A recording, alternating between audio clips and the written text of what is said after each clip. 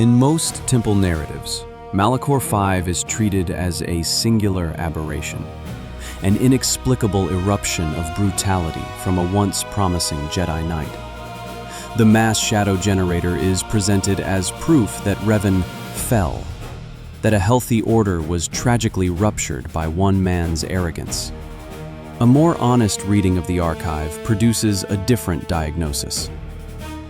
By the time Revan ordered the device's activation, the Mandalorian Wars had already been allowed to burn across the Outer Rim for years with minimal Jedi intervention.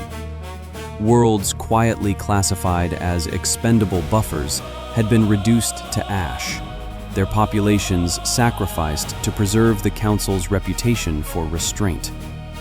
The mass shadow generator was not designed in a vacuum.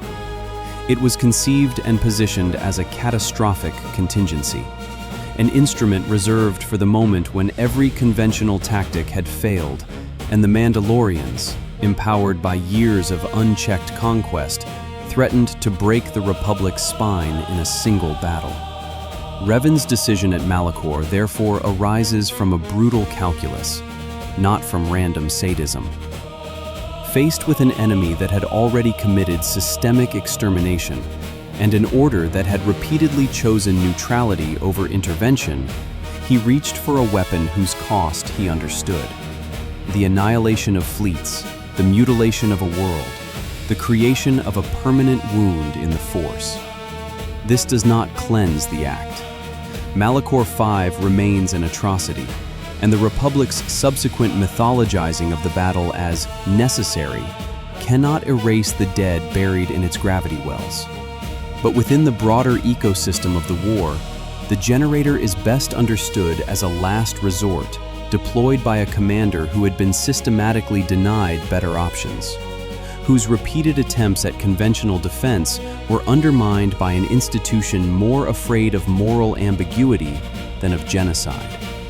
In that light, Revan's so-called pragmatism is simply the refusal to allow Outer Rim worlds to die in the name of temple purity. The dark side he embraces at Malachor is not an aesthetic preference. It is the only tool left available to someone unwilling to join the Council in calling abstention a virtue, while entire sectors are erased from the star maps. The true scandal, then, is not that one Jedi ordered the activation of a catastrophic device, but that the order which now condemns him had spent years constructing an architecture of cowardice in which such a device became thinkable, perhaps inevitable, as the final line of defense. Malachor exposes Revan's brutality.